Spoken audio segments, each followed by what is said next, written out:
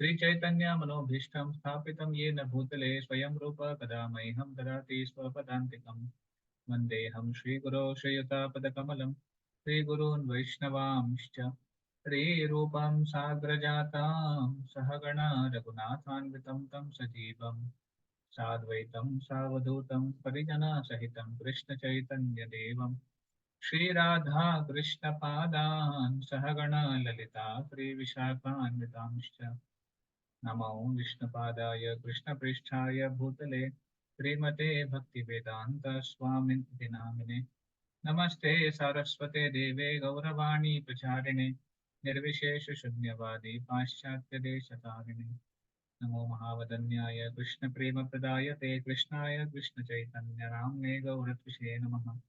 हे कृष्ण करुणा सिंधो दीनबंधो जगत्पते गोपेश गोपिका कांत श्री राधा कांत नमोस्तुते तप्त कांचन गौरांगे श्री राधे वृंदावनेश्वरी वृषभानुसुते देवी प्रणमामि हरिप्रिये वाञ्छाकल्पतरुभ्यश्च कृपा सिन्धुभ्य एव च पतितानां पावनेभ्यो वैष्णवेभ्यो नमो नमः। जय श्री कृष्ण चैतन्य प्रभु नित्यानंद श्री अद्वैत गदाधर शिवासादि गौर भक्तवृंद हरे कृष्णा कृष्ण कृष्ण हरे हरे हरे राम राम राम हरे हरे।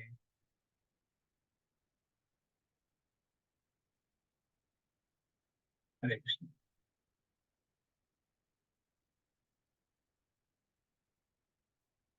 सबसे पहले मैं अ, जो वैष्णव एटिकेट का जो महत्व है उसके ऊपर थोड़ा चर्चा करेंगे और फिर आप लोगों से मैं जानना चाहूंगा कि आपने लास्ट टाइम क्या क्या सीखा एटिकेट में।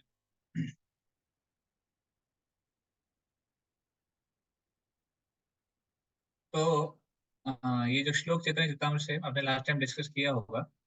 चैतन्य चरितामृत अंत्य लीला अध्याय 4 श्लोक संख्या 129 और 130। यद्यपि तुम हाओ जगत पावन तोमा स्पर्शे पवित्र होए देव मुनि गण तथापि भक्त स्वभाव मर्यादा रक्षण मर्यादा पालन होए साधुर भूषण। ये चैतन्य महाप्रभु सनातन गोस्वामी को इंस्ट्रक्शन दे रहे हैं। तो I want someone should read. Translation पढ़िए यहाँ से। कोई पढ़ेंगे?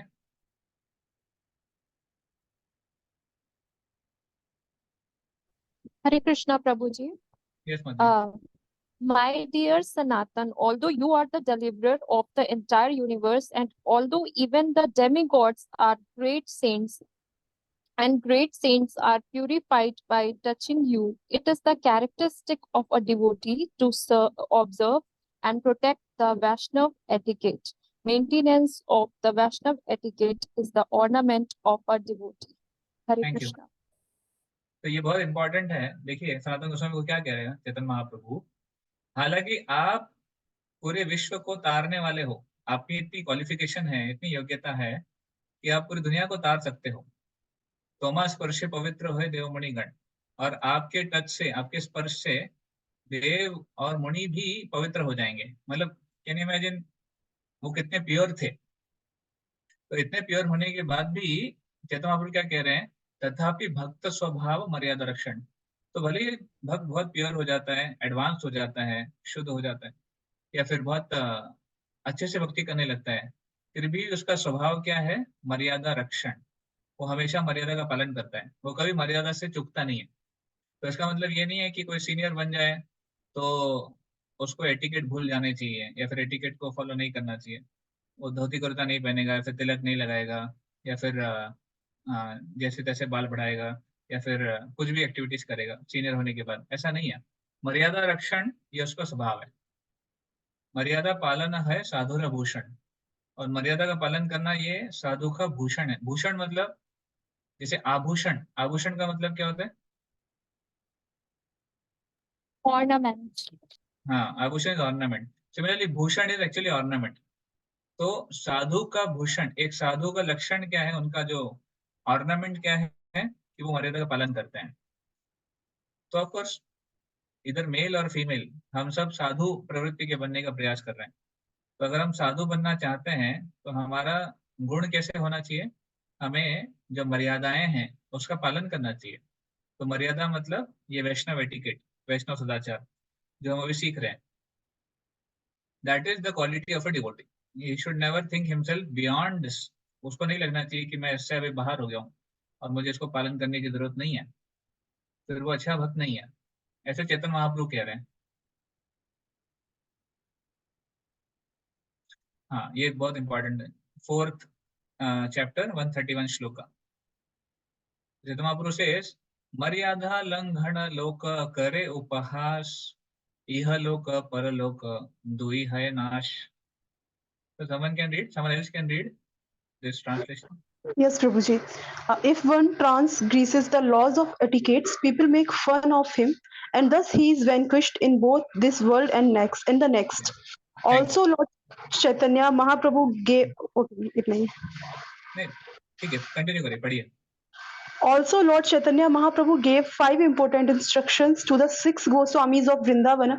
Based on those instructions, the need was felt to write down certain rules and regulations to meet the demands of ever increasing preaching mission of International Society for Krishna Consciousness. Thank you. तो चेतन महाप्रभु क्या कह रहे हैं, अगर कोई मर्यादा को पालन नहीं करता है, अगर ट्रांसग्रेस करना मतलब मर्यादा का लंघन करना, उल्लंघन करना, तो अगर कोई मर्यादा को पालन नहीं करता है तो लोक करे उपहास, मतलब क्या होगा उसके साथ, लोग उसका उपहास करेंगे, उसको उसके ऊपर हंसी करेंगे। People will make fun of him. तो इसलिए देखो मर्यादा पालन करना कितना जरूरी है, नहीं तो लोग बोलेंगे अरे अपने आप को बड़ा हरे कृष्णा वाले मानते हैं लोग, पर खुद ही फॉलो नहीं करते। तो क्या हम चाहते हैं, क्या आप चाहते हैं कि लोग आपको ऐसे देखें कि बड़ा हरे कृष्णा वाला बन रहा है, बन रही है, बट उसको खुद ही फॉलो नहीं करते हैं? तो हम तो नहीं चाहते ऐसा। We don't want to become such an example, तो we want to become a good example. तो इसलिए वो कहते हैं इह लोक परलोक दुई है नाश। और ऐसे व्यक्ति जो मर्यादा को लंघन करते हैं उसका क्या होगा, इस लोक में और परलोक में वो नाश हो जाएगा उसका। तो उसको भक्ति नहीं मिलेगी ठीक से, उसका आ, उसको जो भक्ति का फल मिलना चाहिए वो नहीं मिलेगा ऐसे। तो इसलिए चैतन्य महाप्रभु ने बहुत जरूर दिया था। तो चैतन्य महाप्रभु ने सनातन गोस्वामी को इंस्ट्रक्शन दिए थे, और बाकी गोस्वामियों को भी 5 इंपॉर्टेंट इंस्ट्रक्शन दिए थे, आपने पढ़े होंगे लास्ट टाइम, हम पढ़ेंगे।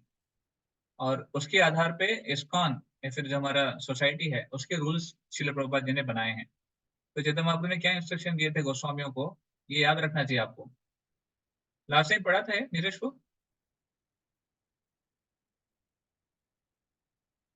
Last time this was discussed.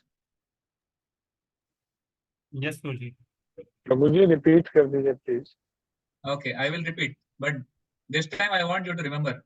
अगली बार मैं पूछूंगा आपको बिना दिखाए कि क्या इंस्ट्रक्शन दिए थे चैतन्य महाप्रभु ने गोस्वामियों को।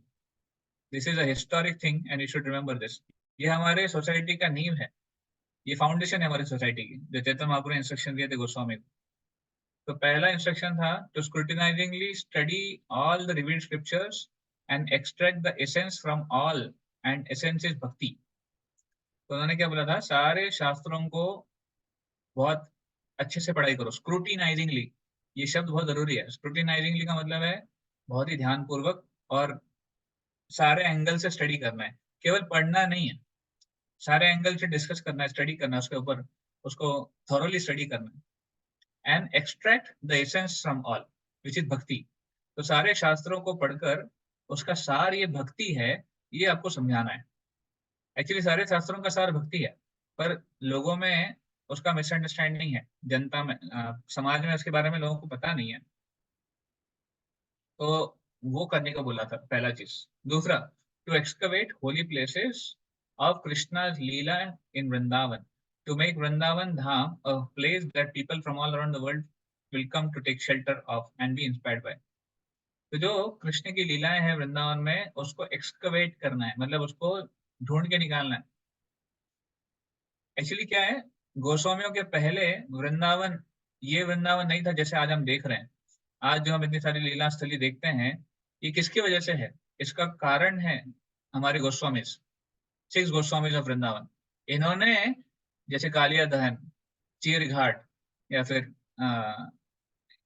रासस्थली, या फिर बाकी सारी जो लीलाएं हैं, ये सारे जो वन है, उपवन है जो हम देखते हैं, ये सारे को जीर्णोद्धार किसने किया? ये गोस्वामियों ने किया है।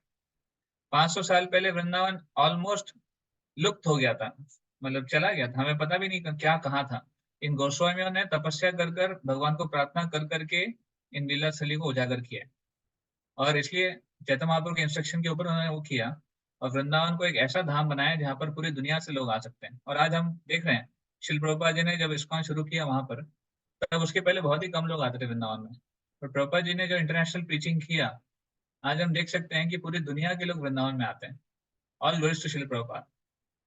एक्चुअली हाँ, अभी तो जो वहाँ के गुरुज हैं, बहुत सारे ऐसे मठ हैं, संस्थाएं हैं जो वृंदावन में हैं, और उनका प्रचार भी होता है पूरी दुनिया में।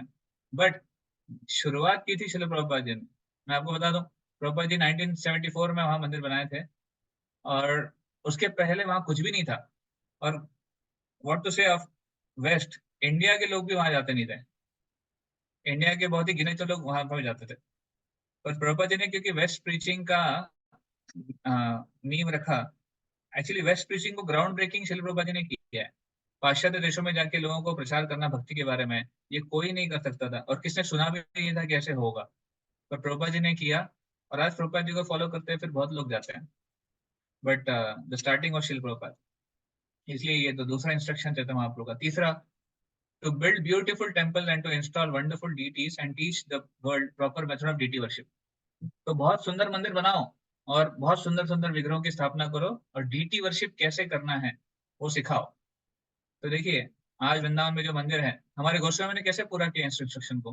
गोस्वामियों ने मंदिर बनाए, राधा मदन मोहन, राधा गोविंद देव, राधा गोकुलानंद, राधा श्याम सुंदर, राधा रमन, राधा आ, और कौन से हैं, 7 मंदिर, 7 Goswami temple we say that, हाँ, राधा गोपीनाथ और राधा गोविंद देव। तो ऐसे 7 मंदिर गोस्वामी ने बनाए, और राधा दामोदर ये भी है।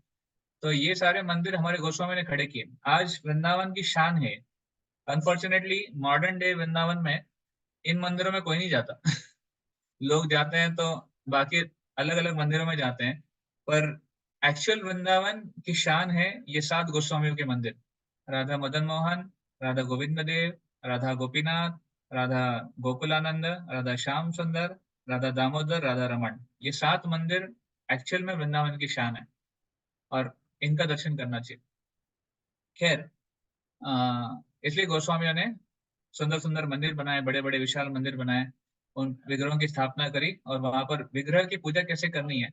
आज जो हम इस्कॉन में डीटी वर्शिप के स्टैंडर्ड्स फॉलो करते हैं, वो हमारे आचार्यों ने दिए हैं, सनातन गोस्वामी और गोपाल भट्ट गोस्वामी, इन्होंने स्टैंडर्ड्स दिए हैं, वो हम फॉलो करते हैं इस्कॉन में।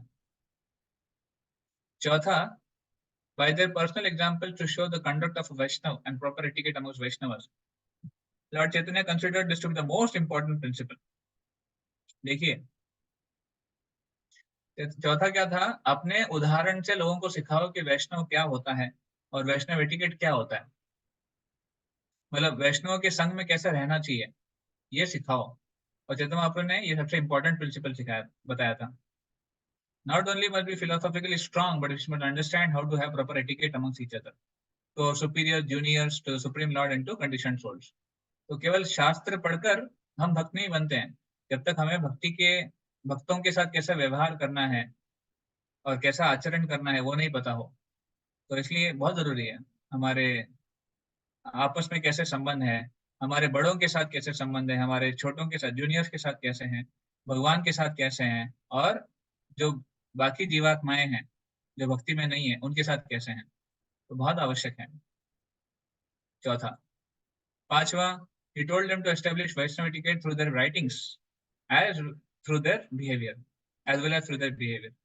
तो वैष्णव एटिकेट का स्थापन करो अपनी लेखनी से। तो बहुत लिखा उन्होंने, हमारे गोस्वामी ने इतने सारे लिटरेचर लिखे हैं हमारे लिए, और उनसे उन्होंने हमको शिक्षाएं दी है और अपने आचरण से भी सिखाया है, लाइक दैट। ये पांचवा था। और छठा, by their own personal conduct to show what are the duties of one in renounced order of life. अपने उदाहरण से सिखाओ कि एक वैरागी का क्या लक्षण है, क्योंकि लोगों को वैराग्य क्या है ये पता ही नहीं था। वैराग्य के बहुत अलग अलग अंडरस्टैंडिंग थी लोगों में, बट गोस्वामियों ने सिखाया कि असली वैराग्य क्या है। इसलिए 5 या 6 जैसे कह सकते हैं इंस्ट्रक्शंस चैतन्य महाप्रभु ने दी है, और इस्कॉन में भी इन इंस्ट्रक्शंस के आधार पे हम जो भी चीजें हैं उसको फॉलो करते हैं।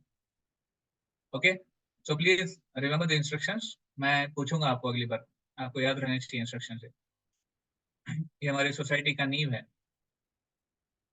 एंड देन आपने लास्ट टाइम ये सब पढ़ा था कि कैसे वैष्णव एटिकेट का पालन करना, ये किसके लिए है? सिंपल लिविंग, हाई थिंकिंग, साधा आचरण, साधा जीवन बट ऊंचा जीवन, ये हमारा प्रिंसिपल है।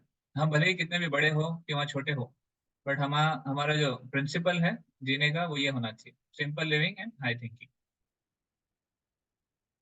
और वैष्णव एटिकेट फॉलो क्यों करना चाहिए हम सबको? क्योंकि सार ये है, always remember Krishna, never forget Krishna.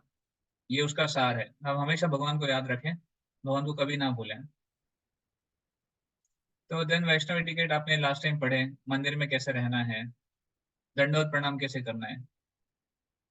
अच्छा बताइए, दंडोत प्रणाम करना करते समय कौन सी प्रेयर हम बोलते हैं? Who will tell?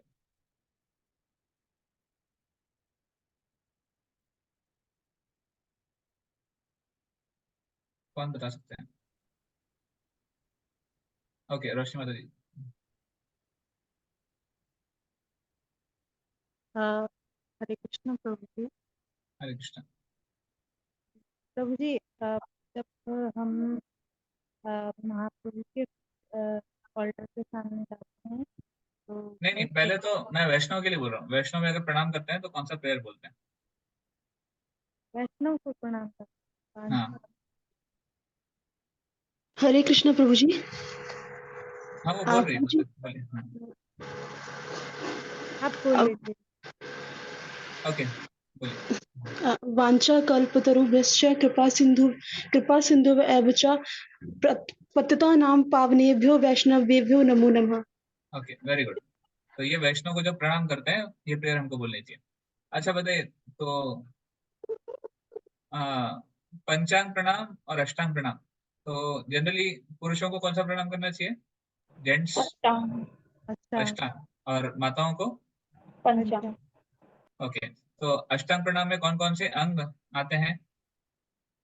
पंचांग प्रणाम में मतलब अष्ट अंग, एट, एट अंग उसको बोलते हैं अष्टांग। तो अष्टांग मतलब कौन कौन से 8 अंग आते हैं? हथेली होता है और मस्तक होता है, पैर के सारे ही अंग आते हैं नहीं? पूरी तरह। आपकी आवाज नहीं आ रही मुझे। कृष्ण हरे कृष्ण। जी प्रभु जी। ओके ठीक है, मैं बता देता हूँ। अष्टांग मतलब हमारा सर, फिर चेस्ट, 2 हाथ, ये तीसरा 2 पैर, और घुटने, एंड उसमें आता है चित्त और मन, ये भी उसको ऑफर करते हैं, माइंड एंड कॉन्शियसनेस ऑल्सो। तो ये अष्टांग में आता है। और सेम थिंग पंचांग में भी। पंचांग में ऑफकोर्स सर झुकाते हैं, हाथ, पैर, और अगेन माइंड, मन और चित्त, ऐसे ही जो 8 अंग और 5 अंग ऑफर करते हैं। ऑफ कोर्स माताएं लोग पंचांग करते हैं, अष्टांग क्यों नहीं करते हैं? इसमें कंपैरिजन की कोई बात नहीं है, बट ये है कि माताओं का माताओं का जो शरीर का रचना है वो ऐसे है कि उनको पंचांग प्रणाम करना चाहिए, और पुरुषों को अष्टांग प्रणाम करना चाहिए। उसमें कोई कंपैरिजन नहीं करना चाहिए कि हम क्यों कम करें। ठीक है। फिर हमने देखा मेडिटेटिंग ऑन द डीटी, भगवान के ऊपर ध्यान कैसे करना है वो आपने सीखा था। कैसे नीचे से शुरू करते हैं और ऊपर तक जाते हैं भगवान को प्रणाम, भगवान को, भगवान के शरीर को दर्शन करने के लिए विग्रह को। और हाँ, दर्शन कैसे लेना है इसकी विधि आपने लास्ट टाइम देखी होगी। जैसे हमारा मंदिर है इस्कॉन टेम्पल, इस्कॉन कानपुर, उसमें अगर आप जाते हैं तो दर्शन कैसे लेंगे? कोई बता सकता है सीक्वेंस कि अगर हम इस्कॉन कानपुर में जाएंगे तो कैसे दर्शन लेना चाहिए? लेफ्ट साइड से प्रभु जी। ठीक है, तो पहले मैं जाऊंगा, तो फिर पहले किसको प्रणाम करना चाहिए? पहले प्रभुपाद को प्रणाम करते हैं, हाँ, पहले प्रभुपाद जी को प्रणाम करना चाहिए। फिर प्रभुपाद जी का महाप्रभु प्रणाम को, मंत्र आपको पता होना चाहिए, तो पहले नमः प्रभुपाद जी को विष्णु प्रणाम करके, हाँ, जी, और फिर उसके बाद फिर महाप्रभु नित्यानंद प्रभु को, और फिर राधा माधव और फिर भगवान राम को और हाँ, सीता सीताराम माता लक्ष्मण हनुमान जी को। को, लक्ष्मण राइट, थैंक यू। तो as you said, left to right जाना चाहिए हमको। तो पहले श्री प्रभुपाद जी, और बाद में जो भी डीटीज लेफ्ट मोस्ट हैं, पहले उनको, फिर सेंटर में, फिर राइट मोस्ट। और सबकी प्रणाम मंत्र अलग अलग हैं। आई डोंट नो आप में से कितने लोगों को पता है, बट प्रणाम मंत्र याद करने चाहिए। जैसे प्रभुपाद जी का प्रणाम मंत्र अलग है, चैतन्य महाप्रभु का अलग है, राधा कृष्ण का अलग है, राधा रानी का अलग है, और सीताराम लक्ष्मण हनुमान का अलग है। आपको सारे याद करने चाहिए, क्योंकि जब हम ऑल्टर के सामने जाते हैं, तो जिसके ऑल्टर के सामने प्रणाम करें उनका प्रणाम मंत्र बोलना है। How many of you know प्रणाम मंत्रस? आप में से कितने लोगों को पता है सारे प्रणाम मंत्र?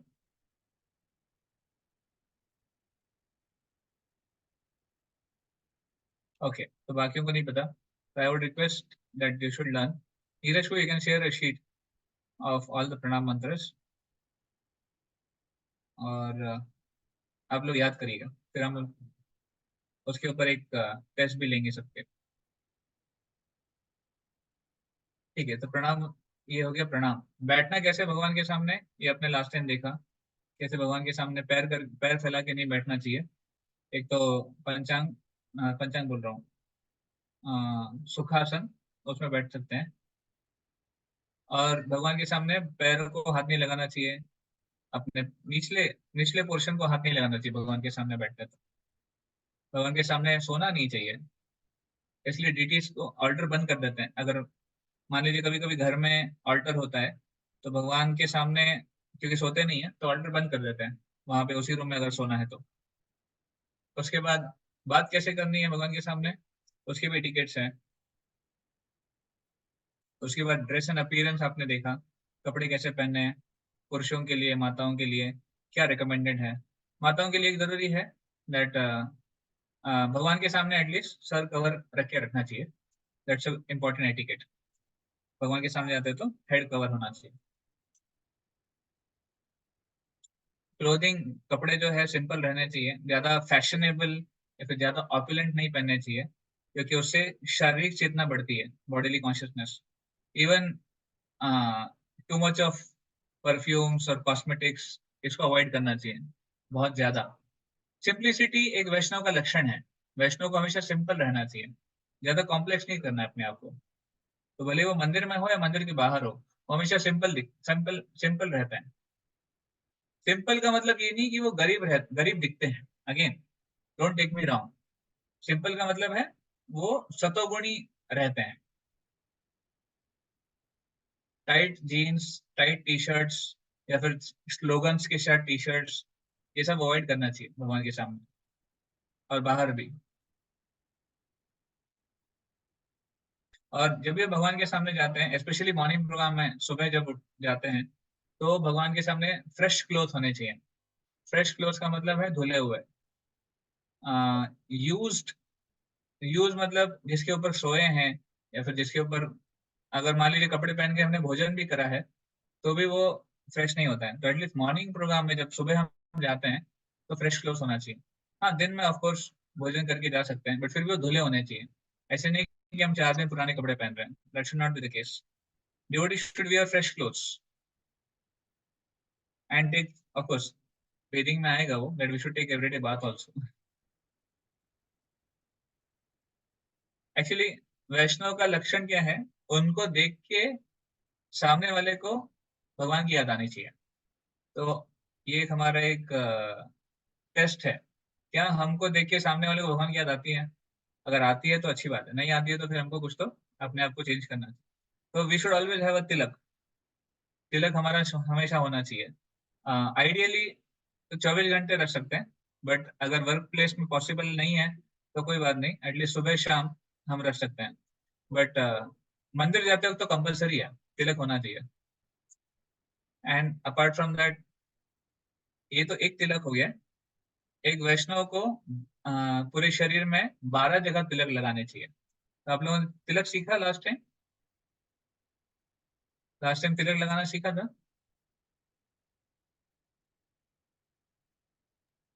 जी प्रभु जी। हाँ नहीं, लास्ट सेशन में जो थे।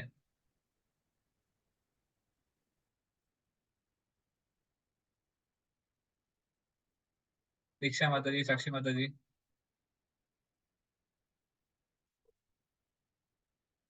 जी प्रभु जी, बताया था प्रभु जी। 12 तिलक 12 जगह।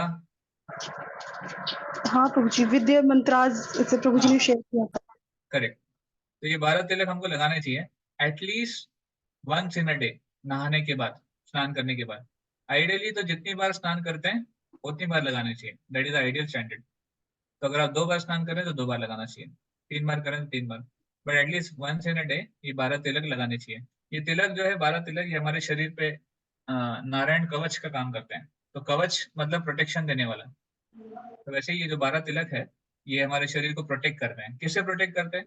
हमारे चेतना को प्रोटेक्ट करते हैं, बाहर के जो दूषण है, जो पोल्यूशन है माया का, उससे प्रोटेक्ट करते हैं। शुड ऑलवेज पुट ओम केशवाय नमः, ओम नारायणाय नमः, माधवाय नमः, गोविंदाय नमः। ऐसे 12 नाम है, 12 अलग अलग जगहों के लिए, पर्टिकुलरली वो जगह के लिए वो नाम है, उसके साथ तिलक लगाना चाहिए। आप में से कितने लोग तिलक लगाते हैं? ओके, अनामिका माता जी।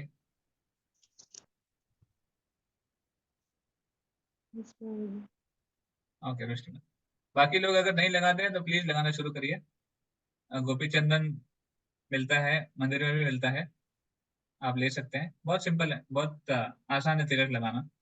ऊर्ध्व पुंड्र तिलक इसको बोलते हैं। ये जो भगवान की जो लोटस फीट है ये 2, और नीचे जो होता है वो तिलक, वो तुलसी महारानी होती है। तो इसको लगाना प्रभु बहुत जी आसान मेरा है। प्रभु जी मेरा फेवरेट है तिलक। आपकी आवाज नहीं आ रही, क्या कह रहे हैं? मैं कह रही हूँ मुझे तिलक लगाना मतलब बहुत पसंद है, फेवरेट है। अच्छी बात है, लगाना चाहिए। जी। तो तिलक हम भगवान की प्रसन्नता प्रसन्नता के लिए लगाते हैं। तो वी शुड जी। Always remember conscious that Krishna is watching us, इसलिए तिलक लगाना चाहिए। तो उसके बाद बाल की चर्चा हुई थी, आई थिंक, कि बाल कैसे रखने चाहिए। तो ऑफकोर्स जो गृहस्थ है वो बाल रख सकते हैं। पुरुषों को रेकमेंड किया जाता है दैट उनके बाल नीट एंड टाइडी होने चाहिए, ज्यादा बड़े नहीं होने चाहिए, छोटे होने चाहिए, और बियर्ड नहीं होनी चाहिए। ये पुरुषों के लिए है, they should avoid beard and moustache, क्योंकि वो एक प्रकार से थोड़ा सा अनक्लीननेस का लक्षण है, अनक्लीन लगता है। We should be clean shaved and neat and tidy looking. This is for men, gents के लिए। और माताओं के लिए of course they can have hair, but it should be neat and tidy. It should not be too flashy and too decorated. आजकल की माताएं पता नहीं क्या क्या करती हैं, तो वो अवॉइड करना चाहिए, बहुत ज्यादा फैशनेबल चीज है। And it should be tied also properly. माताओं के जो बाल है, बाल ज्यादा ज्यादा यूजुअली बाल खुले नहीं रखने चाहिए। पुरुषों के लिए भी जो शिखा होती है, दे शुड टाई द शिखा, उसको बांध के रखा जाता है। हाँ, पुरुषों के लिए शिखा रखना ये रिकमेंडेड है, उनको रखना चाहिए, क्योंकि ये एटिकेट है, वैष्णव एटिकेट। एक भली ही छोटी क्यों ना हो, पर शिखा होनी चाहिए।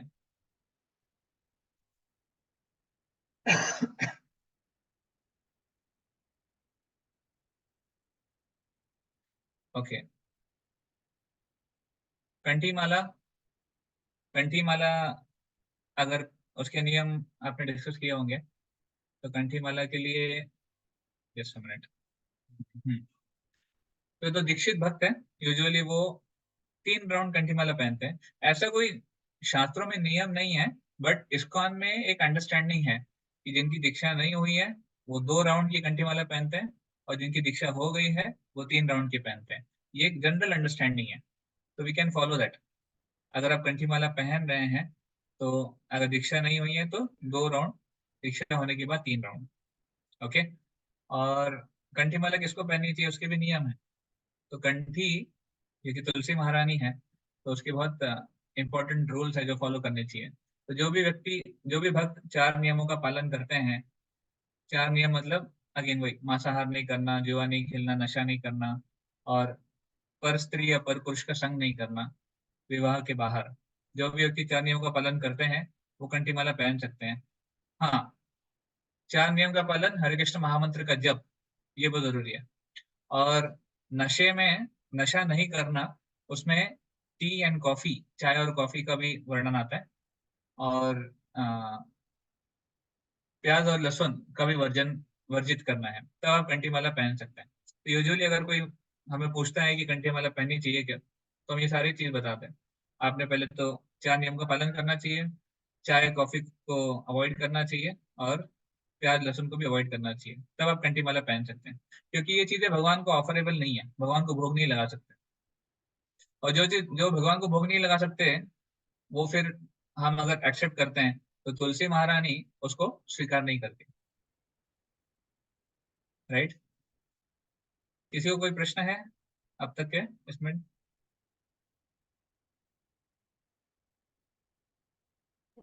मुझे बस एक चीज क्लियर कर दीजिए कि हरे कृष्ण महामंत्र जप कर रहे हैं तो कितने राउंड, 16 राउंड या उससे कम भी है तो भी पहन सकते हैं? के लिए कोई नियम नहीं है। अगर एक माला भी कर, हाँ, कंठी माला पहनने के लिए कितने भी राउंड कर सकते हैं, कोई नियम नहीं है। बट ये इंपॉर्टेंट नियम है, 4 नियमों का पालन, प्याज लहसुन और टी कॉफी, ये इंपॉर्टेंट है। बाकी नंबर ऑफ राउंड्स का कोई इतना नियम नहीं है। और अ, कंठी माला ऐसे नहीं है कि वो फैशन। हाँ बोलिए। टी कॉफी के बारे में तो जी बस ये था कि कुछ लोग कहते हैं कि हम पहन लेंगे लेकिन अभी नहीं, बाद में हम टी कॉफी छोड़ देंगे धीरे धीरे करके, तो क्या उनको ऐसा बोलना चाहिए कंठी माला पहनने के लिए, या उनको बोलना चाहिए जब आप एकदम छोड़ दें उसके बाद आप पहने? सी यूजुअली इसमें थोड़े से वेरिएशंस हैं। मैं जनरली, अगर मुझे कोई पूछता है तो मैं उनको कहता हूँ कि अवॉइड कीजिए। पर कुछ हो सकता है कि कुछ लोग कहें कि ठीक है पहन लो, बाद में छोड़ देना। पर मुझे यहाँ जहाँ तक लगता है कि वाई टू, अगर हमें नियम फॉलो करने नहीं है तो फिर कंठी माला कोई फैशन थोड़ी ना है। तो it's a question of etiquette. तो इसलिए यूजुअली आई रेकमेंड दैट आप पहले छोड़ दीजिए, फिर ही पहनिए, क्योंकि वो एक शुद्धता का विषय है। और तुलसी महारानी को रिस्पेक्ट है। अगर आप कंठी माला पहनते हैं पर नियम फॉलो नहीं करते तो तुलसी महारानी के प्रति डिसरिस्पेक्ट हो जाता है। That's what I feel. Thank you. हाँ, इसका मतलब ये नहीं है कि हम आपको डिस्करेज कर रहे हैं कि आप मत पहनिए। आई अंडरस्टैंड, घर पे प्रैक्टिकलिटीज हो सकती है, हम अभी भी भक्ति में जुड़ने का प्रयास कर रहे हैं, तो घर में चाय कॉफी प्याज लहसुन अवॉइड करना मुश्किल हो जाता है। बट देन स्लोली फिर यू ट्राई टू कम, तो स्लोली स्लोली हम कंठी माला धारण कर सकते हैं। देखिए, टी कॉफी ऐसा विषय है कि वो अपने पर्सनल सेल्फ का है, जहां तक मुझे समझ में आता है। टी कॉफी हमारा पर्सनल विषय है, हम छोड़ सकते हैं। प्याज लहसुन हो सकता है हम घर वालों पे डिपेंडेंट हो, तो उसके लिए हम थोड़ा समय ले सकते हैं, उनको इंस्पायर कर सकते हैं, और अच्छा एक प्रॉपर उनको भी एक माहौल दे सकते हैं जहाँ पे उनको समझ में आए कि क्यों सही है, फिर वो भी चेंज हो जाएंगे। तो devotees can take time for this, और आप पर्सनली गाइडेंस ले सकते हैं केस टू केस, अगर किसी को चाहिए तो।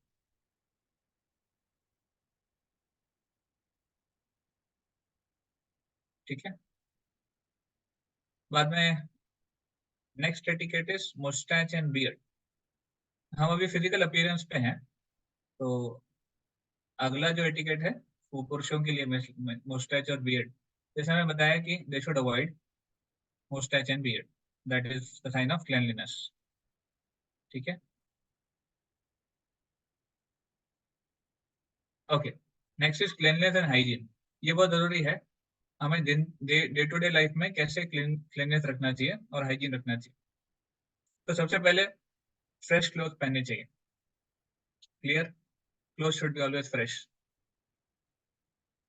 बाद में आफ्टर टेकिंग प्रसादम, अभी हम प्रसादम ग्रहण करते हैं तो वहां पे जगह को हमेशा साफ करना चाहिए, और प्रसादम को ऐसे लांगना नहीं चाहिए। अगर प्रसादम का प्लेट रखा हुआ है तो उसको उसके ऊपर से पैर नहीं लेके जाना चाहिए। और प्रसाद के ऊपर कभी पैर नहीं रखना चाहिए, लाइक दैट। जहां हम प्रसाद लेते हैं उस जगह को तुरंत साफ कर देना चाहिए। नेक्स्ट है टेम्पल हॉल में, मंदिर में, भले आपके घर का हो या मंदिर में हो, हमको झूठे हाथ से नहीं जाना चाहिए, झूठे हाथ से नहीं वहां पे एंट्री करना चाहिए, हाथ और पैर धो के जाना चाहिए।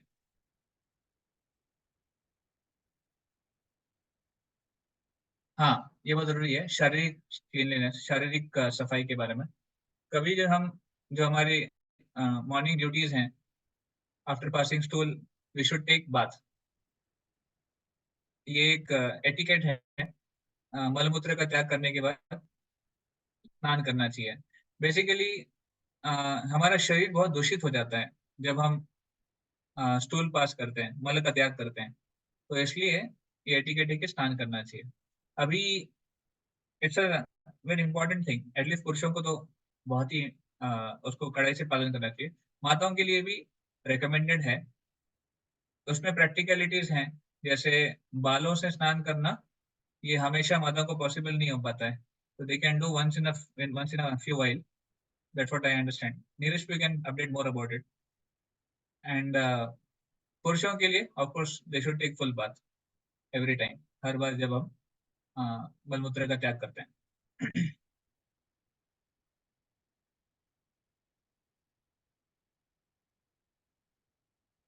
किसी भी क्रिमेटोरियम में, शमशान घाट में जाने के बाद मंदिर में प्रवेश नहीं करना चाहिए, पहले स्नान करनी चाहिए। ऑफ कोर्स ये टिकट हमारे यूपी में काफी अच्छे से फॉलो करते हैं लोग। भगवान के सामने एयर पास नहीं करना चाहिए, बेल्च नहीं करना चाहिए भगवान के सामने, अच्छा टिकट नहीं माना जाता है। हाँ, भगवान के सामने या फिर मंदिर में जब हम हैं, तो अपने उंगलियों को मुंह में, कान में, नाक में डालना अवॉइड करना चाहिए। ये अनक्लीनलीनेस है, ये अस्वच्छता है।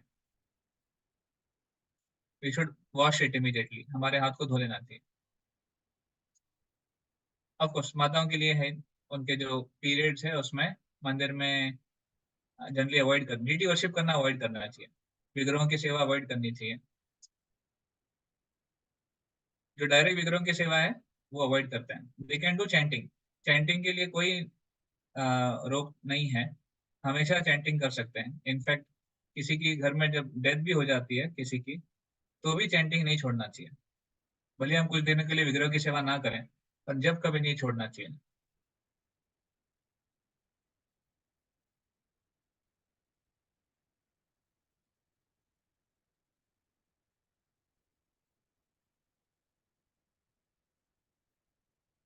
ओके, तो किसी को कुछ प्रश्न है इन एटिकेट्स में, क्लीनिंग एटिकेट्स में? आप पूछ सकते हैं अगर कुछ लगता है तो, हम ओपन डिस्कशन कर रहे हैं, पर ये समझना बहुत जरूरी है ये सब। Any question? हरे कृष्णा प्रभु जी। हरे कृष्ण। अ, प्रभु जी, चैंटिंग में तो मुझे लगता है कि जब मैं चैंटिंग करती हूँ तो सेटिस्फेक्शन लगता है कि मैं अच्छे से फॉलो करती हूँ, बट मैं जब डीटी वर्शिप ट्राई करती हूँ तो मैं कितना भी क्लीनलीनेस एंड प्योरिटी से कर लूँ, बट अंदर से लगता है कि मैं अभी क्वालिफाइड नहीं हूँ डीटी वर्शिप प्रॉपरली करने की। कहीं ना कहीं मुझसे कुछ ना कुछ मिस्टेक हो जाएगी, कुछ मिस हो जाएगा, और फिर वो अंदर से लगता है कि वो भगवान का अपमान हो जाएगा। तो इसलिए क्या मुझे अभी अवॉइड करना चाहिए, सब कुछ प्रॉपरली सीखने के बाद ये कोशिश करनी चाहिए, मुझे चैंटिंग तक ही रखना चाहिए, या फिर मुझे धीरे धीरे से सीखना चाहिए और धीरे धीरे से ट्राई करना चाहिए? Okay, good question. तो देखिए, जैसे आप कह रहे हैं कि डीटी वर्शिप करने में हमें लगता है कि हम क्वालिफाइड नहीं है, so that's a good etiquette, good consciousness कि हम क्वालिफाइड नहीं है। डीटी वर्शिप का पहला रूल यही है कि हम गुरु के बिहाफ पे वर्शिप कर रहे हैं, हम खुद क्वालिफाइड नहीं है वर्शिप करने के लिए। सो ये चेतना होना अच्छी बात है कि हम क्वालिफाइड नहीं है।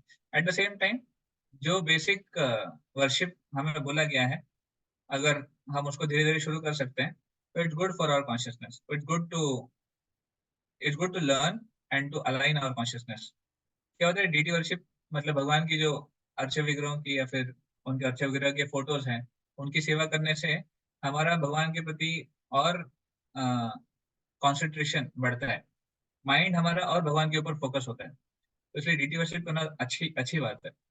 पर इस्कॉन की कुछ डीटी वर्शिप के स्टैंडर्ड भी हैं, आप धीरे धीरे वो सीखिए और फिर अच्छे से वर्शिप कर सकते हैं as per the instruction given.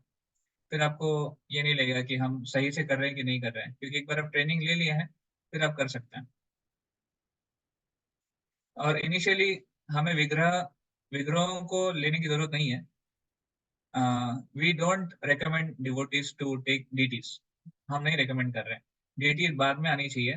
पहले हम क्या करते हैं, जो हमारे इंस्टॉल्ड डीटीज हैं राधा माधव और गौर नेताएं और सीताराम लक्ष्मण हनुमान, उनके फोटो को वर्शिप कर सकते हैं। पहले हम उनके ऊपर सीखते हैं और बाद में जब कुछ साल बीत जाते हैं, हमारी दीक्षा हो जाती है, हमारे पास तो और समय होता है, अवेलेबिलिटी होती है, तब हम विग्रहों की सेवा कर सकते हैं, तब हमें करना चाहिए। अननेसेसरीली डीटीज को लाकर कभी कभी, क्योंकि डीटीज आ गए तो फिर स्टैंडर्ड्स बढ़ जाते हैं, फिर भोगा भी लगाना पड़ता है, आरती भी करनी पड़ती है, तो कभी कभी वो एक बर्डन हो जाता है। और बर्डन, डीटीज कोई बर्डन नहीं है, वो भगवान है। तो इसलिए हम रेकमेंड नहीं करते हैं कि अभी शुरुआत में डीटीज ली जाए। शुरुआत में आप केवल फोटोज को वर्शिप करिए, आगे जाके डीटीज को वर्शिप कर सकते हैं कुछ सालों के बाद, अभी नहीं। तो मैंने नीरज को से रिक्वेस्ट किया है, हम एक स्टैंडर्ड फोटो बनाएंगे, उसमें सब कुछ होगा, राधा माधव, गौर नेता, सीताराम लक्ष्मण, पूरी परंपरा होगी। और उस फोटो को आप प्रिंट कर सकते हैं, आपको जो साइज चाहिए, बड़ा छोटा, जैसी आपकी इच्छा है, आप उसको प्रिंट कर कर उसको वर्शिप कर सकते हैं। तो will share that photo with you. Okay, is it Prabhuji, okay? Hare Krishna. और किसी को प्रश्न है? क्लीनलीनेस, हाइजीन, स्नान कब करना है, कपड़े कैसे रहने चाहिए, वगैरह वगैरह। Okay, if not then will move ahead. General behaviour, एक जनरल बिहेवियर कैसे होना चाहिए, हमें हमेशा गुरु का स्मरण करना चाहिए और हमें हमेशा याद रखना चाहिए कि हम गुरु और कृष्ण के प्रतिनिधि हैं। तो हमारा बिहेवियर हमेशा वैसे होना चाहिए कि हम जो बिहेव करेंगे, जो क्रेडिट है या फिर डिसक्रेडिट है, गुरु और कृष्ण को जाएगा। मान लीजिए अगर हम गलत बिहेव करते हैं तो लोग क्या बोलेंगे, अरे ये देखो इस्कॉन वाले ऐसा करते हैं, या फिर ये लोग भी ऐसे फॉलो बिहेव करते हैं। अगर हम सही करेंगे तो लोग हमारे गुरु कृष्ण, गुरु को और भगवान को लोग गुणगान करेंगे। जस्ट लाइक सिंपल थिंग है ना। कोई अगर मान लीजिए कोई लड़का लड़की कुछ अच्छा करते हैं, तो लोग क्या पूछते हैं, अरे कौन से घर का है, तो ये पांडे के घर के हैं, या फिर ये शुक्ला है, जो भी है, तो उनका गुणगान होता है। हमारे कुछ करने से हमारे माता पिता का गुणगान होता है, तो उसी तरह भक्ति में हमारे कुछ करने से गुरु का गुणगान होता है, कृष्ण का गुणगान होता है। तो we have to be very ideal, then only will get appreciation, will create appreciation about guru and Krishna in the mind of other people. तो हमारा बिहेवियर अच्छा होना चाहिए, साधु जैसा होना चाहिए। हमको बाहर जाकर झगड़े नहीं करने चाहिए, बाहर जाकर रूड बिहेवियर नहीं करना चाहिए, अनक्लीन नहीं रहना चाहिए, वो अच्छा लक्षण नहीं है। Second is, devotee should not wear expensive flashy looking jewelry, wrist watch etc. तो बहुत ज्यादा फ्लैशी, एक्सपेंसिव, कॉस्टली कपड़े, ज्वेलरी, ये नहीं पहनना चाहिए, अवॉइड करना चाहिए। गोल्ड चेन, और ऑफकोर्स पुरुषों के लिए ब्रेसलेट्स वगैरह। माताओं के लिए भी जो डिसेंट है वो पहन सकते हैं, what is required, but need not be too costly and too opulent, वो जरूरी नहीं है। हाँ, आजकल आजकल रिस्ट वॉचेस, सारे स्मार्ट वॉचेस आ गए, तो of course you can wear that, that's not, that's okay, because आजकल का ट्रेंड ही वही है। हाँ, as far as possible leather avoid करना चाहिए, जो प्योर लेदर है, क्योंकि प्योर लेदर मतलब, लेदर कैसे बनता है आपको पता है ना, जानवरों को मार के बनता है, विशेष करके गायों को। तो अगर हम प्योर लेदर यूज करते हैं तो वो गौ हत्या में उनको सपोर्ट करने जैसा होता है, तो इसलिए उसका पाप लगेगा हमको। तो इसलिए we should avoid leather, pure leather, जूते, बैग्स या फिर और वॉलेट्स, ऐसी चीजें अवॉइड करनी चाहिए। ओके।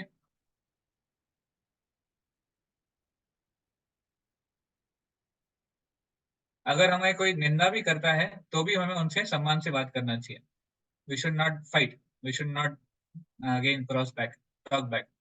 किसी की निंदा का जवाब निंदा से नहीं देना चाहिए, नहीं तो फिर हमें और उनमें क्या फर्क हो गया। तो हमें प्रॉपरली हमारी कोड ऑफ कंडक्ट से बात करनी चाहिए। भले ही सामने वाला जो सामने वाला व्यक्ति है वो हमें प्रोत्साहित कर रहा है कुछ गलत बिहेव करने के लिए। कई कई लोग जानबूझ के भक्तों को चिढ़ाते हैं गुस्सा दिलाने के लिए या फिर उनका मजाक लेने के लिए। पर अगर हम चिढ़ जाते हैं तो वो फिर हमारी कमी हो जाती है। तो you should not do that. कोई कितना भी आर्ग्यूमेंट करे, हमें उसमें नहीं पड़ना चाहिए, झगड़े नहीं पकड़ने चाहिए, हमें वहां पे छोड़ देना चाहिए, लाइक दैट।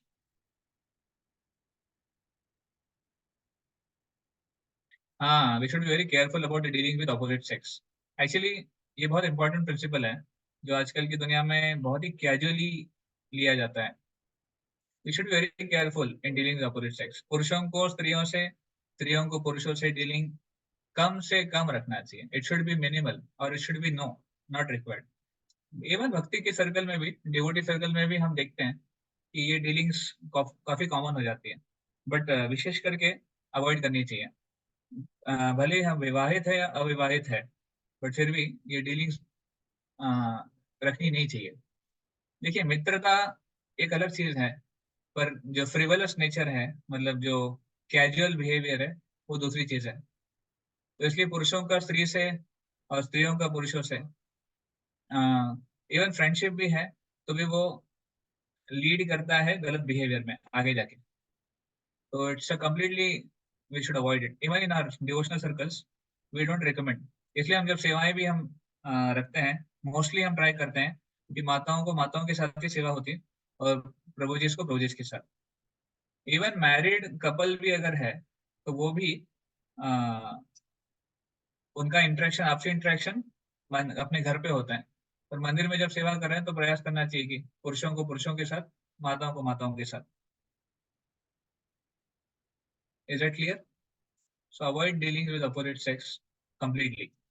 अगर कुछ सेवा है ऐसी जिसमें आपको अपोजिट सेक्स से कुछ मतलब किसी प्रभु जी या फिर माता जी से इंटरेक्ट करना पड़ता है, तो सेवा को भी केवल सेवा, जो डीलिंग है वो केवल सेवा के तौर पे होनी चाहिए।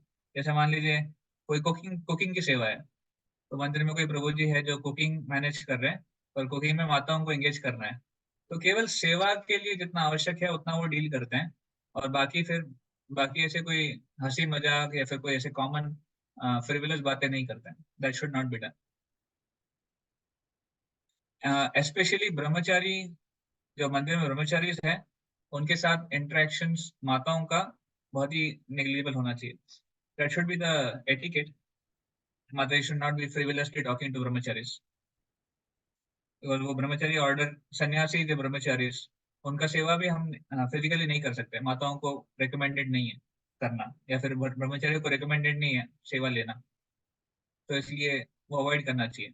अगर उनको जाना भी है, अप्रोच करना है ब्रह्मचारी को या फिर सन्यासी को, तो किसी दो तीन माताओं को साथ में रख के जाना चाहिए और कुछ सेवा के लिए जो भी डिस्कशन करना है उतना करना चाहिए। ओके।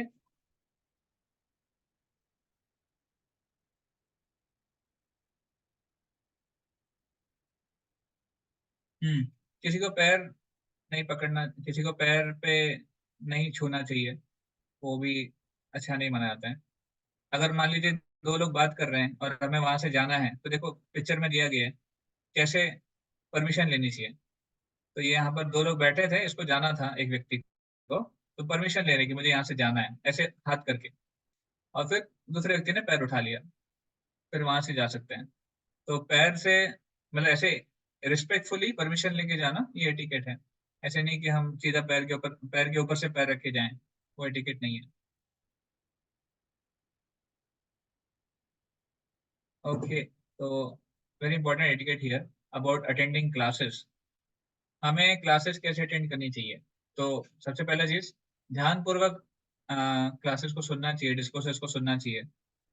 और अगर कोई हमारे अगल बगल में सो रहे हैं या फिर हम सो रहे हैं या फिर बात कर रहे हैं, तो बहुत डिस्करेजिंग हो जाता है सामने वाले को लिए और दूसरों के लिए भी। तो इसलिए ये स्पेशली मंदिर में एटिकेट है। ऑफ कोर्स अभी ऑनलाइन में तो हम सब अलग अलग बैठे हुए हैं, तो जब मंदिर में हम होते हैं, सब साथ में होते हैं, तो उस समय अवॉइड करना चाहिए कि हम बात ना करें, हम सोए नहीं और क्लास को ध्यानपूर्वक सुने। एक्चुअली क्लास को ध्यानपूर्वक सुनना बहुत आवश्यक है। कई बार हम कुछ कुछ करते करते सुनते हैं, but that should be avoided. As much as possible you should prioritise. अभी हमें पता है कि हफ्ते में एक दिन हमारी क्लास होनी है, जिस समय होनी है, तो जिस समय क्लास है उस समय हमें और कुछ नहीं करना चाहिए। ना ही ट्रैवल करना है, ना ही कुकिंग करना है, ना ही कुछ करना है। इमरजेंसीज अलग है, बट एक जनरल बेसिक रूल ये है। Is it okay?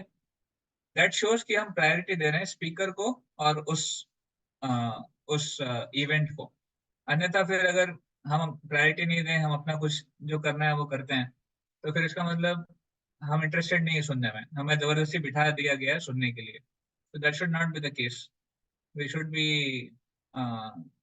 इमरजेंसीज में हो सकता है कभी हमको कुछ करना पड़े, बट अदरवाइज टाइमिंग जो है क्लास की, उस टाइमिंग में हमें वहां पे बैठ के अटेंटिवली ध्यान से सुनना चाहिए, अपना कैमरा ऑन करके, ऑन ऑनलाइन सेशन में। We should do that.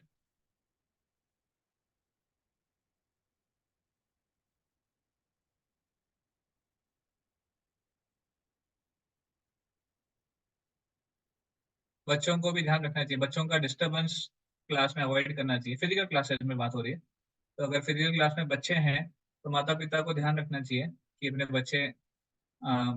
बच्चे आवाज ना करें, या फिर अगर बच्चे बहुत ज्यादा आवाज कर रहे हैं तो उनको किसी एक पेरेंट को फिर क्लास के बाहर उनको लेके जाना चाहिए, लाइक दैट। तो these were the few things which we discussed today। और भी हैं।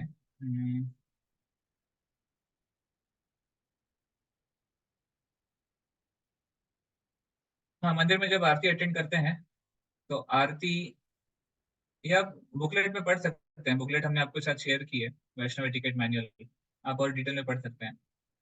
आरती अटेंड करते समय ध्यानपूर्वक रहना चाहिए, भगवान की जो आरती हो रही है उसका दर्शन करना चाहिए। कई बार हमने देखा है लोग मंदिर में आते हैं आरती के समय, पर आरती अटेंड करना छोड़कर बाकी सब कुछ करते हैं। लोग यहाँ वहाँ फोटो खींचेंगे और भगवान के ऑल्टर के ऊपर देखेंगे, गोल्ड लीफिंग को देखेंगे और सेल्फी लेंगे, बट आरती में नहीं रहेंगे। तो that should not be the case. Aarti attend करते समय हमें आरती में रहना चाहिए। एक एक आइटम जो भगवान को ऑफर हो रहा है उसका दर्शन करना चाहिए। महाप्रसाद कैसे ग्रहण करना है? तो भगवान के जो महाप्रसाद माला होती है या फिर फूल होते हैं, उसको रिस्पेक्टफुली लेना चाहिए, उसको सूंघना चाहिए। अगर माला मिलती है तो माला को भी सूंघना चाहिए, उसको ध्यान पूर्वक रखना चाहिए। और अ, वो होने के बाद उसको निर्माल्य में रख देना चाहिए। निर्माल्य मतलब वो जो फूल या फिर जो वो जो वस्तुएं जो भगवान को ऑफर होती है, तो निर्माल्य को अलग जगह रखना चाहिए, उसको कचरे के डिब्बे में नहीं रखना चाहिए। निर्माल्य के जो आइटम्स हैं उसको अलग से उसको डिस्पोज करना चाहिए। एक तो उसको हम नदी में, बहते हुए नदी में डिस्पोज कर सकते हैं, या फिर समुद्र में, तालाब में, या फिर उसको हम जमीन में डाल सकते हैं। ऐसे तो निर्माल्य का डिस्पोज करना अलग होता है। चरणामृत जब हम लेते हैं तो चरणामृत ध्यानपूर्वक बहुत ही रिस्पेक्टफुली लेना चाहिए। हथेली में थोड़ा सा चरणामृत लेना चाहिए, इतना भर भर के नहीं लेना चाहिए कि हाथ से बाहर गिरे। थोड़ा सा चरणामृत लेकर और उसको सम्मान से उसको लेना चाहिए। इनफैक्ट एक ड्रॉप भी अगर चरणामृत लेते हैं तो उसमें उतना ही शक्ति है जितना पूरा एक ग्लास में है। तो इसलिए चरणामृत को बहुत ध्यानपूर्वक रिस्पेक्टफुली लेना चाहिए। इनफैक्ट चरणामृत लेने के समय एक मंत्र भी है, एक या दो मंत्र हैं, हम आपको शेयर करेंगे। वो मंत्र भी आप जप कर सकते हैं चरणामृत लेते समय। एक मंत्र है,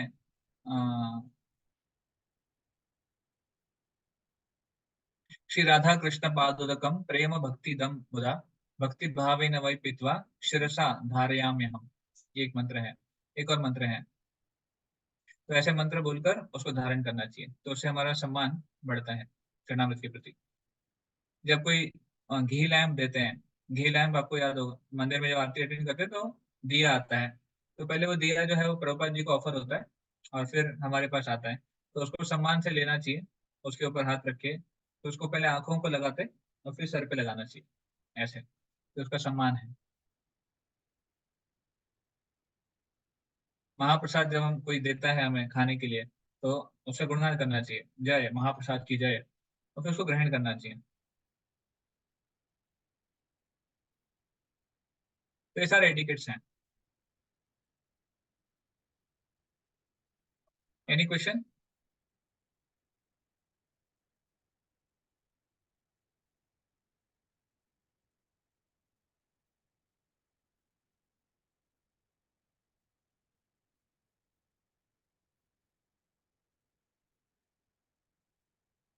ओके, एक हम सेक्रेड आइटम्स को कैसे हैंडल करते हैं वो देख लेते हैं पर्सनली। ओके, तो जो भगवान से रिलेटेड किताबें हैं या फिर कुछ चीजें हैं, उसको प्रॉपर जगह पे रखना चाहिए।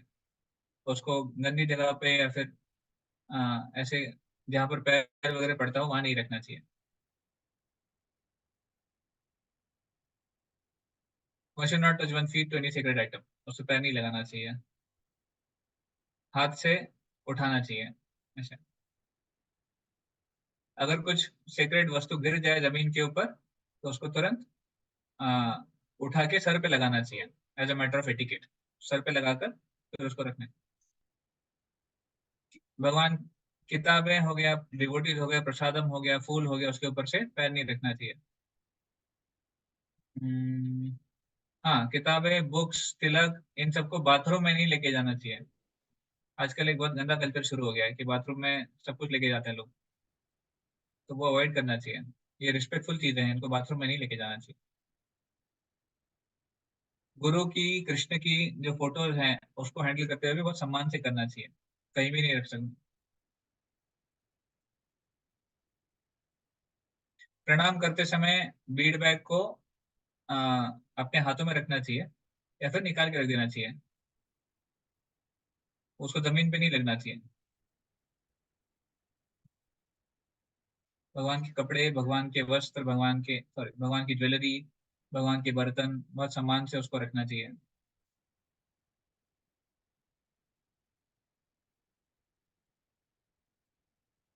भगवान के साथ भगवान को भोग लगाते समय या फिर भगवान को ड्रेस करते समय अगर हमारा हाथ जमीन पे लग जाता है तो फिर उसको धो लेना चाहिए, तब वापस भगवान को लगाना चाहिए। अदरवाइज अनक्लीन हाथ से भगवान की सेवा नहीं करनी चाहिए। पर्सनल हैबिट्स बहुत जरूरी है। हमें जल्दी उठना चाहिए ब्रह्म मुहूर्त में, सनराइज के 1 से 1.5 घंटे पहले। तो आई होप आप लोग जल्दी उठ रहे हैं। अगर नहीं उठते हैं तो प्रयास करिए। हमारा सुबह का जो समय है बहुत इंपॉर्टेंट है। तो around 4-4:35 we should try to get up. बहुत लेट नहीं उठना चाहिए, 6, 7, 8, ये अच्छा लक्षण नहीं है भक्त के लिए। हमको जल्दी उठना चाहिए। सुबह का जो समय है, ब्रह्म मुहूर्त का समय, उसमें कोई भी भक्ति के कार्य करते हैं उसका बहुत फायदा मिलता है। उठने के बाद पहले स्नान करना चाहिए, ब्रश करना चाहिए दांतों को, और फिर स्वच्छ कपड़े पहन के साधना शुरू करनी चाहिए। हाँ, कभी कभी स्नान कब करना चाहिए ये दिया हुआ है यहाँ पर। तो we should take bath after rising early in the morning, सुबह उठने के बाद। अगर दिन में हम 1 घंटे से ज्यादा सो गए हैं तो स्नान करना चाहिए। अगर मान लीजिए कभी कभी नींद पड़ती है, रात को नींद नहीं हो पाई, दिन में सोना पड़ता है, आइडियली तो दिन का सोना अवॉइड करना चाहिए, डे स्लीप। पर अगर अवॉइड नहीं कर सकते हैं तो 1 घंटे के ऊपर अगर सोते हैं तो स्नान करना चाहिए उठने के बाद। पासिंग स्टूल, मल का त्याग करने के बाद स्नान लेना चाहिए। एक्सेसिव पर्सपिरेशन, बहुत ज्यादा अगर पसीना आता है तो फिर स्नान लेना चाहिए। और किसी और कंटेमिनेशन अगर हो जाता है हमारा तो भी स्नान लेना चाहिए। कोई और गलत जगह जाते हैं या फिर क्रिमेटेरियम में जाते हैं, शमशान घाट में, तभी स्नान लेना चाहिए। तो ये सारी चीजें हैं जब हमको स्नान लेना चाहिए, स्नान करना चाहिए। इवन नाखून काटना, ये भी नाखून काटने के बाद भी स्नान लेना चाहिए। तो आइडियली हम स्नान लेने के पहले पहले नाखून काटते हैं, फिर स्नान लेते हैं। आइडियली हम ये करते हैं, ऐसे नहीं कि दिन में कभी भी नाखून काट लिए।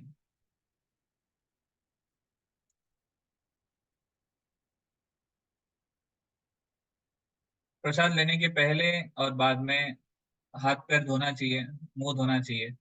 विशेष करके जो ब्राह्मण दीक्षित है उनके लिए बहुत जरूरी है। और भोजन के लिए कौन सा हाथ यूज करना है? Right hand. चैंटिंग के लिए राइट हैंड, कुछ सेक्रेड वस्तु लेने के लिए राइट हैंड। राइट हैंड का महत्व है हमारे वैदिक शास्त्रों में, हर जो पूजा विधि है वो राइट हैंड से की जाती है। क्या बोलते हैं उसको, बायां हाथ, दायां हाथ, आई डोंट नो हिंदी में क्या बोलते हैं। तो राइट हैंड से करना चाहिए।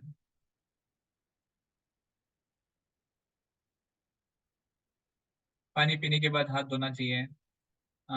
कुछ खाते समय कुछ थूकना नहीं चाहिए, स्पिट नहीं करना चाहिए। दिन में कम से कम 2 बार स्नान करना चाहिए, ये एक एटिकेट है, उससे स्वच्छता रहती है।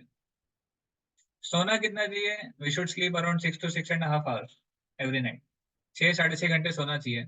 बहुत ज्यादा 9-10 घंटे नहीं सोना चाहिए, और बहुत ही कम 3-4 घंटे भी नहीं सोना चाहिए। मॉडरेट स्लीप होनी चाहिए ताकि हम फ्रेश रह सकें। सोने के लिए हम नॉर्मल बेड यूज कर सकते हैं, ज्यादा लग्जरियस बेड करने की आवश्यकता नहीं तो फिर आलस आता है। अगर खाने के बाद सोते हैं तो लेफ्ट साइड में सोना चाहिए। कभी भी पेट के बल पे नहीं सोना चाहिए, स्टमक पे नहीं सोना चाहिए। That's not a good etiquette. भले वो रात में हो या दिन में हो, पेट पे कभी नहीं सोना चाहिए। हमें भगवान की वस्तुओं को बहुत ध्यान से इस्तेमाल करना चाहिए। सोप, टूथपेस्ट, पानी, इलेक्ट्रिसिटी, इन सबको बहुत ध्यान से इस्तेमाल करना चाहिए। जब आवश्यकता नहीं है तो लाइट फैन बंद करने हैं, और उसको बचाना चाहिए। नल बंद करना चाहिए। प्रभुपाद जी बहुत पर्टिकुलर थे इसके बारे में। अगर नल कहीं पे लीक हो रहा था तो प्रभुपाद जी तुरंत डांटते थे कि ये क्या है, पानी लीक क्यों हो रहा है। तो कृष्ण का पैसा है, हमारा पैसा नहीं है। ऑफ कोर्स आपका है, बट कृष्ण की सेवा में है, तो इसलिए उसको ध्यान से इस्तेमाल करना चाहिए। ओके, तो आई थिंक हमने काफी एटिकेट्स आज डिस्कस किए। कोई प्रश्न है किसी का, कोई टिप्पणी है?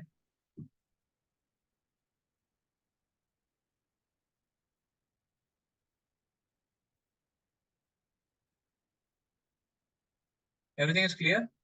अगर क्लियर है तो आप चैट में लिख के बताइए एवरीथिंग इज क्लियर।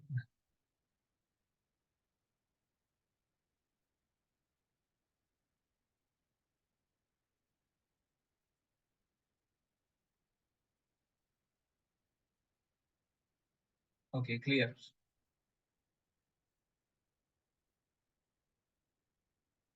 अनामिका माता दी, राकेश प्रभु, रश्मि माता दी, विराट प्रभु, तनिष्का माता दी।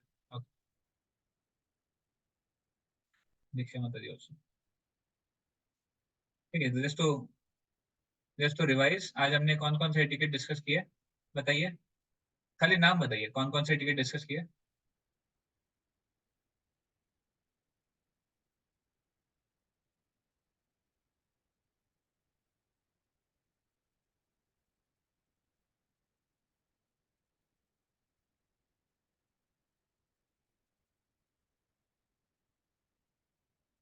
विच all ticket we discuss today?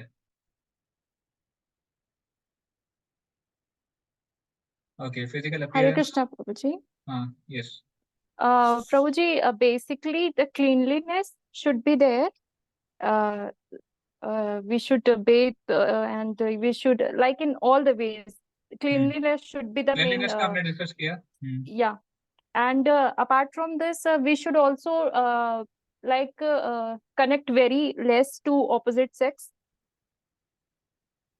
And yeah, and we should always respect कि जो वैष्णव है दूसरे, उनसे जैसे हम पास हो रहे हैं तो लेग नहीं लगना चाहिए उनको। और जब हम भगवान के सामने हो तो हम स्लीपिंग मूड में ना हो, और हम टॉकिंग ना ज्यादा कर रहे हो, और हम कॉन्शियस हो कि हम मंदिर में हो, तो फिर हम हमारा ध्यान भगवान पे हो। राइट, तो वो हो गया। बालों का हमने डिस्कस किया, बाल कैसे होने चाहिए, तिलक कैसा होना चाहिए। तिलक तो ऑफकोर्स लास्ट टाइम हो गया था। आज हमने बाल का डिस्कस किया। कंठी माला का हमने डिस्कस किया, राइट। कंठी माला कब पहननी है, कैसे पहननी है। और मुस्टैच पुरुषों के लिए, दाढ़ी और उसका हमने डिस्कस किया, मूछ और दाढ़ी का। उसके अलावा क्लास कैसे अटेंड करनी चाहिए हमने डिस्कस किया। आरती कैसे अटेंड करनी चाहिए, अटेंड करते समय आरती को कैसे, क्या क्या रिस्पेक्ट करना है। जो निर्माल्य है, भगवान को भोग लगाए हुए फूल हैं, वस्तु हैं वो हमने देखा कैसे उसको हैंडल करना चाहिए, चरणामृत कैसे लेना चाहिए, भगवान का महाप्रसाद कैसे लेना चाहिए, और सेक्रेड आइटम्स कैसे हैंडल करने चाहिए। तो ये छोटे छोटे एटिकेट्स है, you can go through it. आप जो मैनुअल है उसको पढ़िए, हिंदी में इंग्लिश में दोनों में है, तो you can study and you can get to know more. अगर कोई प्रश्न है तो आप नेक्स्ट टाइम भी डिस्कस कर सकते हैं। ओके, तो होमवर्क आपको वो जो प्रेयर्स हैं जो भगवान के विग्रहों के सामने हमको ऑफर करनी है, अलग अलग विग्रहों के सामने अलग अलग प्रेयर्स, वो प्रेयर्स आपको याद करनी है, दैट्स अ होमवर्क। और उसके अलावा हाँ, जो हम प्रेयर स्टार्टिंग में करते हैं मंगलाचरण, मैं जानना चाहता था कि अपने से कितने लोगों ने उसको याद कर लिया मंगलाचरण, बिकॉज इट्स इंपॉर्टेंट थिंग। हम लोग रोज हर हर क्लास में मंगलाचरण करते हैं, क्या वो याद हो गया है?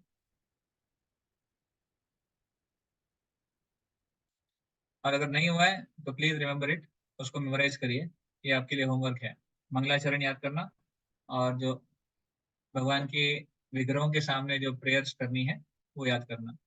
These are the homeworks for you.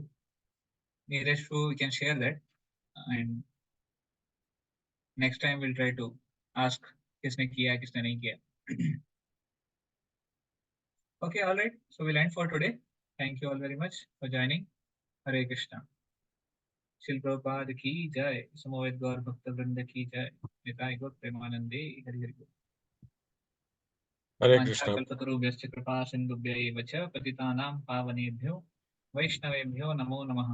अनंत कोटि वैष्णव वृंद की जय। हरे कृष्णा प्रभु जी, दंडवत प्रणाम। Thank you. Hare Krishna. Hare Krishna, Dandavat Pranam Hare Prabhuji. Krishna Prabhu ji, Hare Hare Krishna. Krishna.